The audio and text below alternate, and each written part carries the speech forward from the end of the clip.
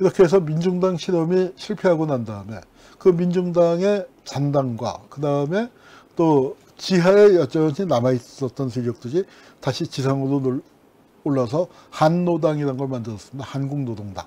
한국노동당이라는 걸 만들어서 합법정당으로 변신을 하려고 이제 그 복잡한 과정들, 진보정당 추진위원회, 뭐 진정추라고 부르고, 뭐 이제 이런 과정들을 거치면서, 정치연대를 거쳐서, 국민승리 21이라는 게 만들어집니다. 이거는 1997년 대통령 선거를 앞두고 만들어졌는데요. 여기에 그래도 진보정당을 추진하던, 그리고 노동자의 정치 세력화를 추진하던 세력들이 대거 결집을 하게 되고, 이 선거를 잘 치르게 됩니다. 그래서 2000년 총선을 목표로 진보정당을 창당하자, 이제 결의를 하고요. 그러니까 이게 이제 대선이 끝나고 난 다음에, 한 30만 표쯤 득표를 했죠.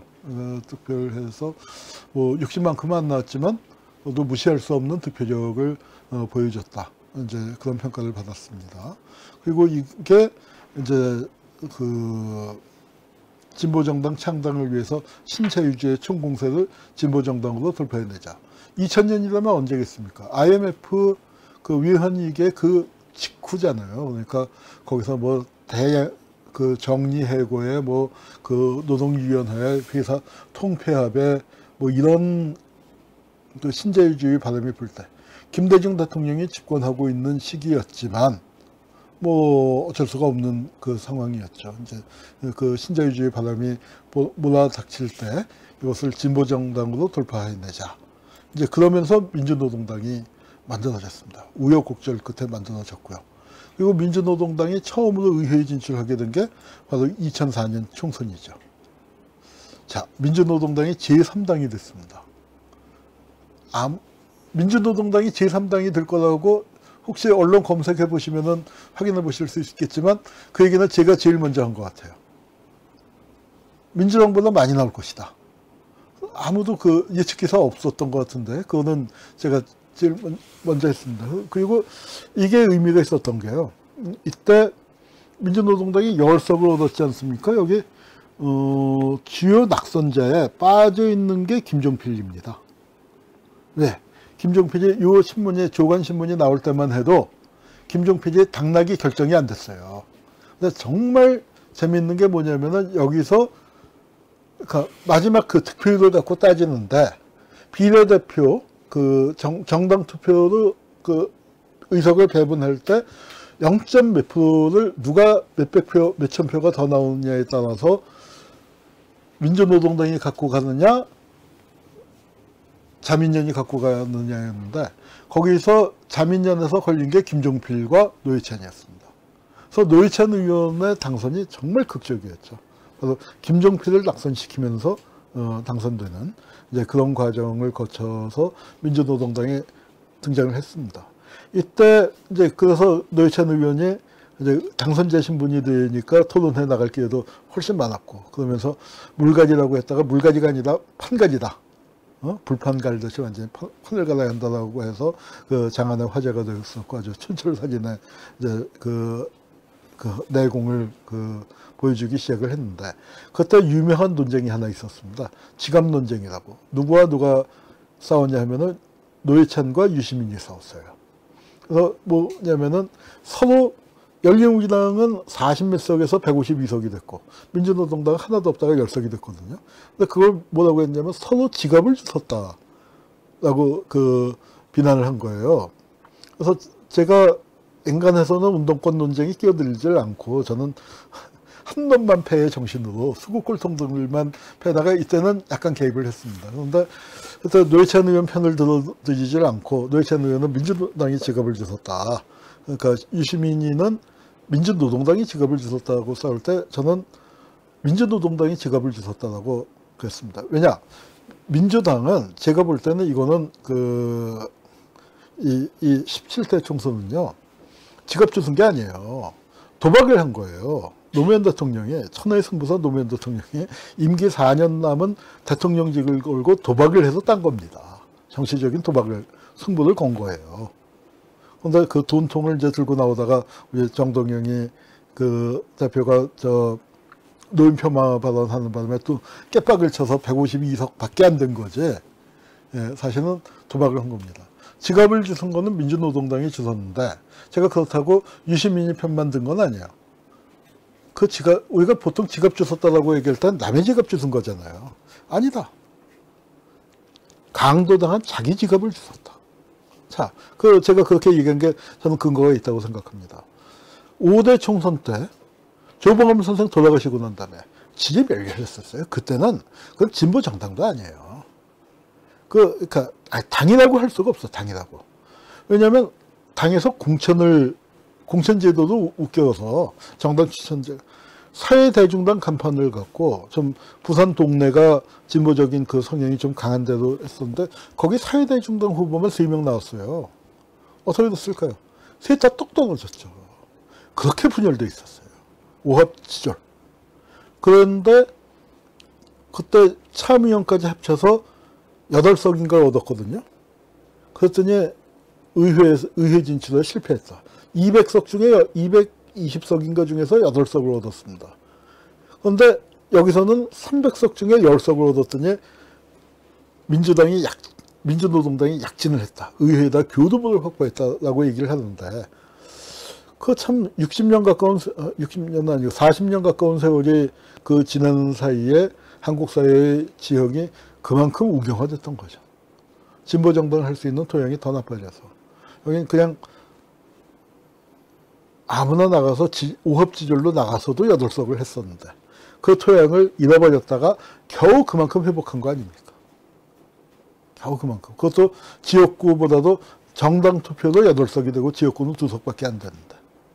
그러니까 그거는 뭐냐면은 강조당했던 내 지갑을 되찾은 거다. 이제 이렇게 얘기했습니다. 그런데 그때 이제 기분이 좋아서 2004년도에 이렇게 됐으니까 2007년은 무리고 이동안에 잘해서 2012년 진보 집권 플랜이라는 말이 나왔어요. 그때 우리가 뭐라고 얘기했냐? 야, 2012년은 너무 빠르다. 2017년 정도도 해야 그래 2022년쯤에 가지 않겠냐. 이제 뭐 이런 얘기들을 주고받았던 기억이 있는데 그 후에 어떻게 됐습니까? 지금 2019년인데 집권당이 아니라 아직 원내 교섭단체도 만들지 못한 게 현실입니다. 어떤 일이 벌어졌을까요? 자, 이게 그 NLPD 논쟁이라는 거, 뭐 굳이 설명 않겠습니다만 80년대 지식인들이 붙어서 NL, 민족해방을 중시하느냐, PD, People's Democracy인데 계급 해방을 중시하느냐. 사실은 이 두 개가 서로 맞물려 있기 때문에 그걸 같이 풀어야 하는 거죠. 그래서 이 이론을 만들어낸 박현채 선생도 NL과 PD를 분리하지 않고 민족해방이 민중민주주의 혁명이다. 그렇게 명명을 하셨었는데, NL 따로 PD 따로 이제 이렇게 가버린 거예요. 그러면서 이제 흔히 자주파라고 얘기하는 민주노동당에서 잔류파, 당권파, 그리고 통합진보당으로 내려온 세력과, 그 다음에 PD 계열, 이쪽이 진보신당을 거쳐서 이제 뭐 지금 진보신당에서도 회찬 심상정이 탈당을 해서 이념보다는 역시 그래도 여의도, 국회, 대중성 이게 중요하다라고 하는 분들이 탈당해서 통합진보당을 만들었다. 그게 다시 이제 깨지면서 깨지고 이제 해산이 나가는 일이 벌어지는데 그때 하여튼 1심의 사건이라는 또 간첩단 사건 비슷한 게 터졌어요. 그걸 갖고 이제 1심의 관련자를 제명해야 한다 말아야 한다. 이제 그 논란이 벌어졌는데 그 제명해야 하는 건 이건 민주노동당보다 더 충성하는 대상이 있는 사람들에게 당직을 맡길 수 없지 않느냐. 그리고 이거는 민주노동당의 기밀을 당 외부에다 누설한 건데 그래서 처벌해야 한다. 그 다음에 국가보안법으로 탄압하는 사람을 어떻게 처벌하란 말이냐. 국가보안법 탄압에 동조하란 말이냐. 당에서 지켜줘야지. 이제 이런 논리가 부딪혔습니다. 그래서 이제 그게 삐그덕삐그덕하기 시작하고 그런 상황 속에서 2007년 이제 대통령 선거가 있었죠. 이때 권영길 후보가 다시 나갔어요. 국민승리 20일 2002년에 이어서 3번째 출마를 하게 되니까 왜 권영길밖에 사람이 없느냐. 여기서 세대 교체를 해야 하지 않느냐 하는 요구가 있었는데 나는 뭐 제가 권영길 후보님 개인적으로는 참 존경을 하지만 이때만큼은 한 발 물러나서 노무현, 노회찬, 심상정 중에서 한 분을 내세우는 게 진보정당의 역사를 위해서는 바람직하지 않았나. 지난 일이지만 좀 아쉬움이 큽니다. 근데 그렇게 바꿨었으면은 분당까지는 안 갔을 것 같아요. 분당까지는 안 갔을 것 같은데, 뭐, 지난 일, 뭐, 아쉬워해서 뭐 하겠습니까. 네. 자, 이제 진보정당이 분열을 하는데, 이 선거에서, 참패를 했죠. 이게 참 흥미있는 게, 2002년 대통령 선거 때는 어떻게 됐냐면, 막판에 노무현과 그 이회창의 대결이었잖아요. 그리고 정몽준과 단일화가 깨지고 나니까 아마도 주변에 있는 사람들, 민주노동당 지지했던 그 노무현 지지자들이 민주노동당 지지자들에게 밤새 전화 돌려서 앞으로 30년 동안 무조건 민주노동당 찍을게. 내일은 노무현 찍어다오. 주변에 그렇게 부탁한 사람들 많았습니다.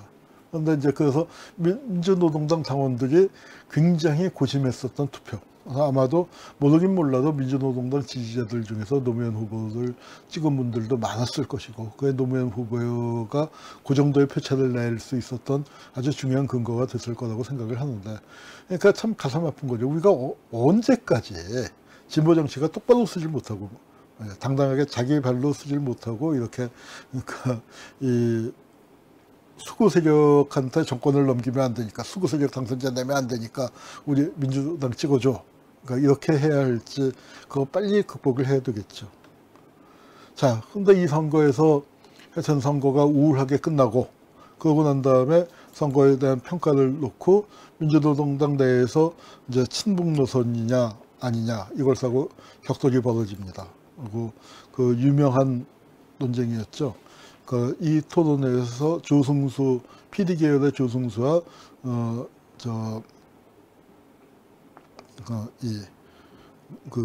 NL 계열의 김창현, 울산에서 활동하시던 분이죠.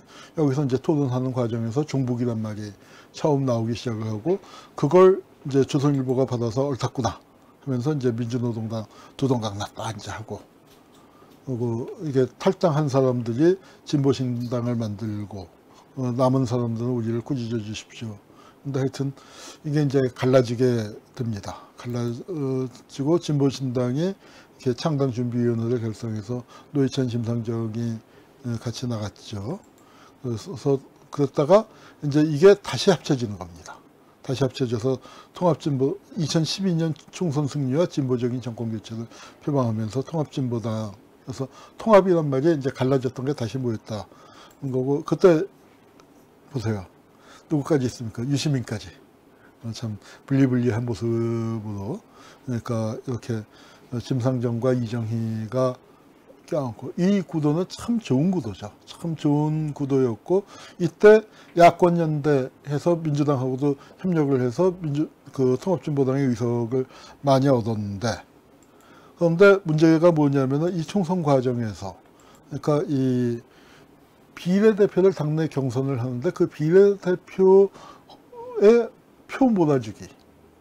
그러니까 이게 뭐랄까요, 그 보수 정당을 뺨치는 부정이었다. 이제 뭐 그다음에 뭐 하여튼 뭐 여러 가지 이제 안 좋은 일들이 많이 나와서 도덕성 미치던 그들이 모든 수단을 동원해서 부정경선을 했다. 조선일보 같은 데서는 야 신난다 하고 이제 기사를 쓰고요.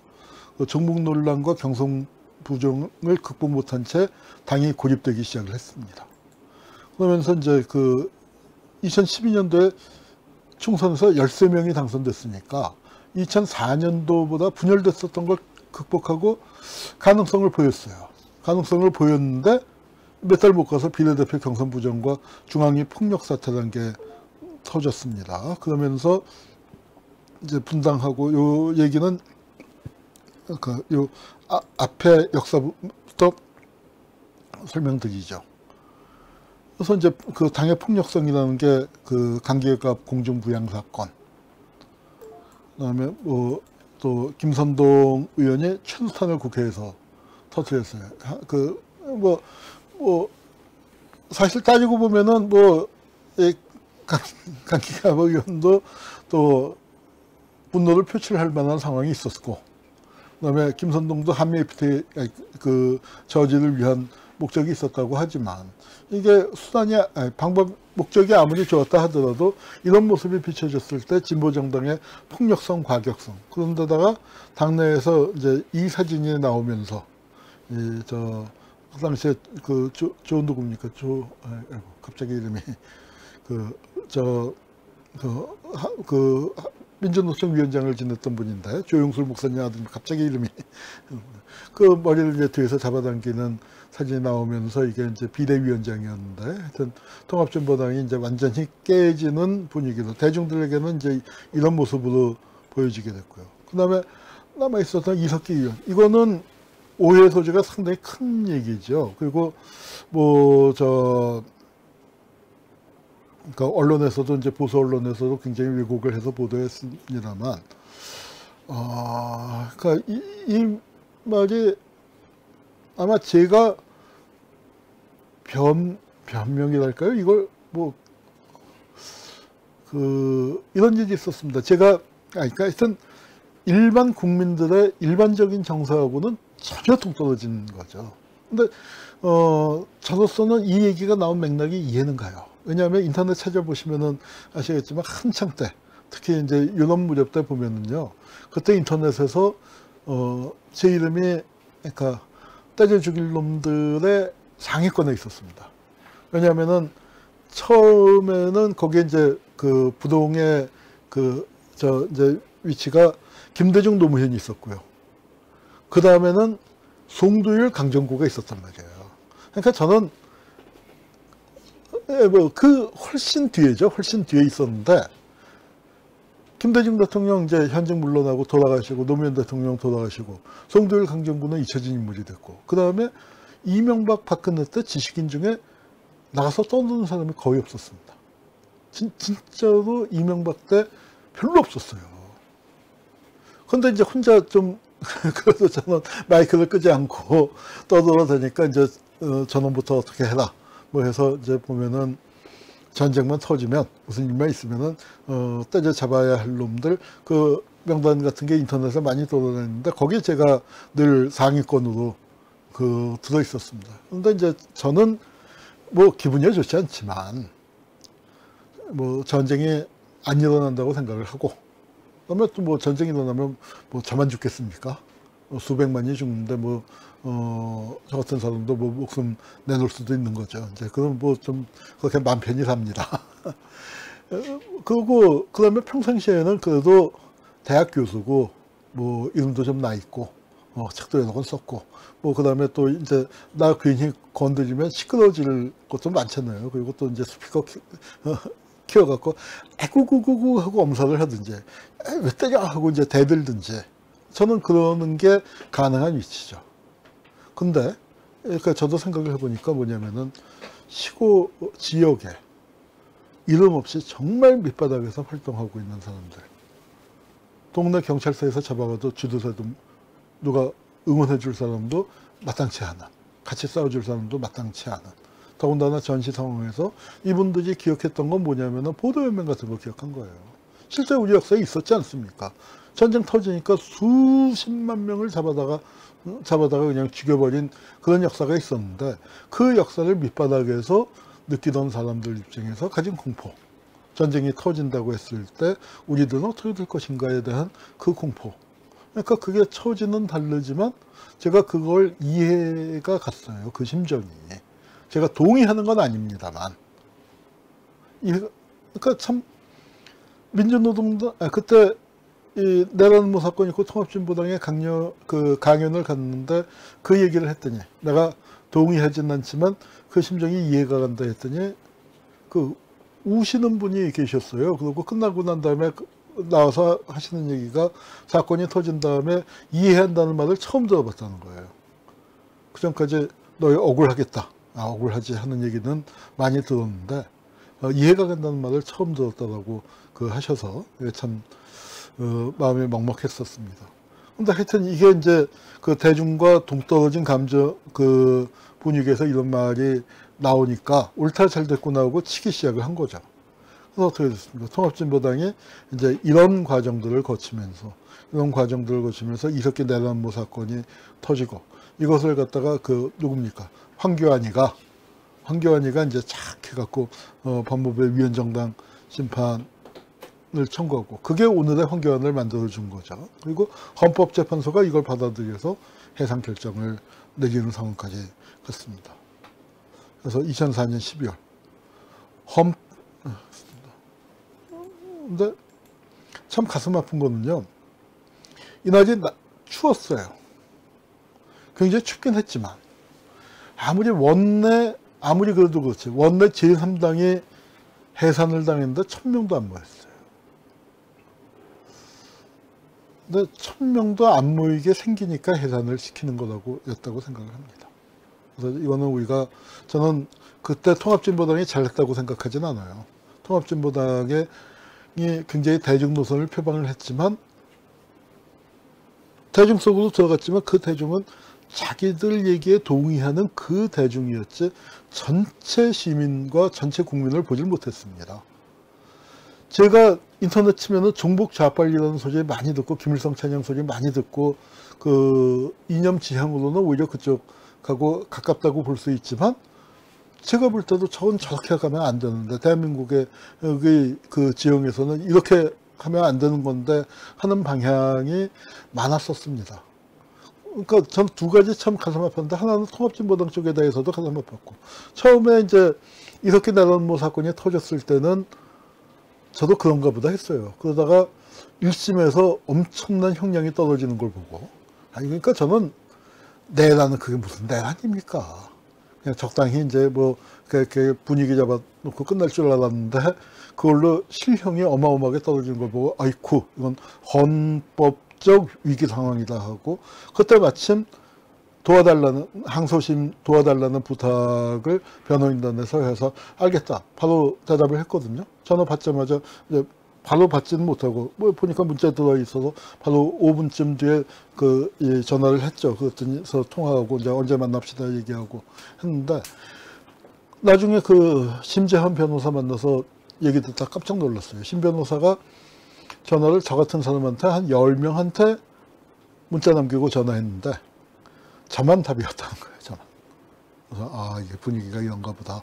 이런가 하고, 이제, 참 가슴 아팠고, 그래서 제가 강연도 많이 다니고, 글도 쓰고 했지만, 통합진보당은 해산을 당했습니다. 통합진보당이 그날 밤에 쓴 글 같아요. 그러니까 22일 날 나왔으니까, 그 다음날 바로 신문에 낸 것 같은데, 꽤 긴 걸 썼습니다.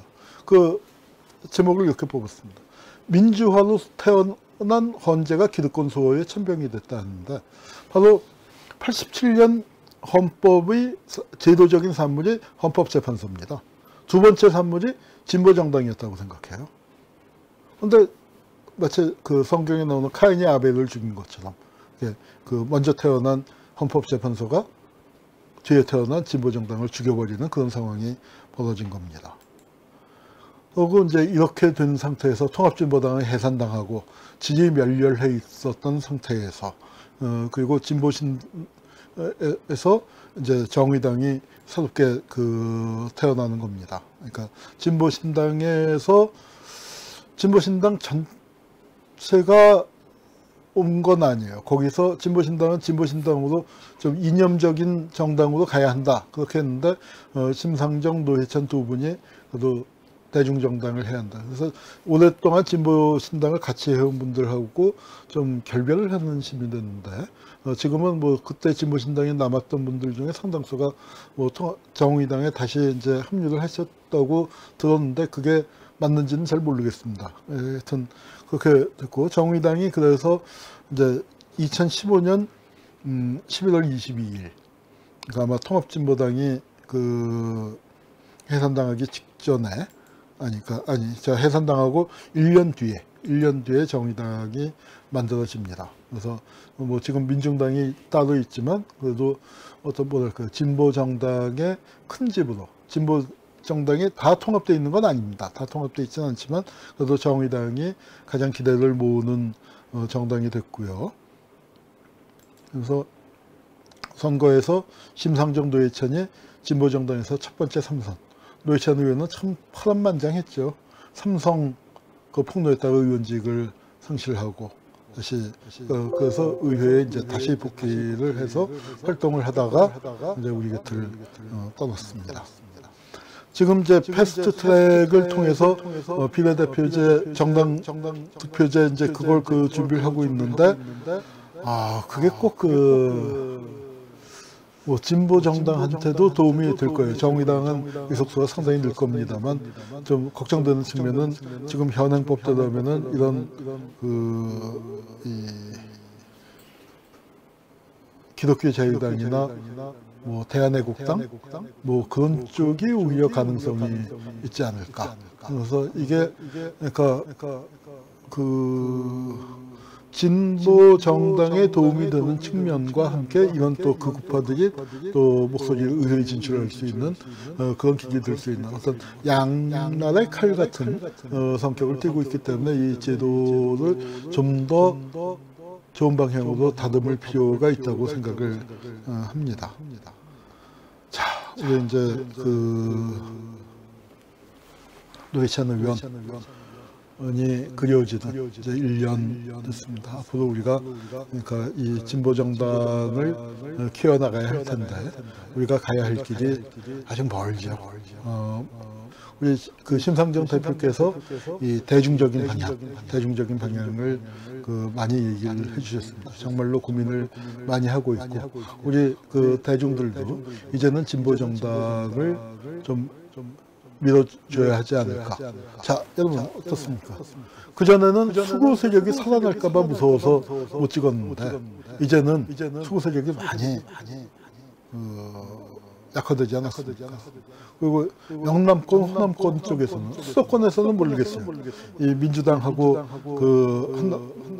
자유한국당하고 그러니까 이 당선을 다투는 지역에서는 유권자들이 좀 전략적인 판단을 할 필요가 있겠지만 적어도 이제는 그 지역구에서 특히 진보 정당의 후보들을 적극적으로 밀어줘야 해요. 그리고 석패율 제도가 도입된다면 여러분들이 의회에 진출할 가능성이 생긴다고 봅니다.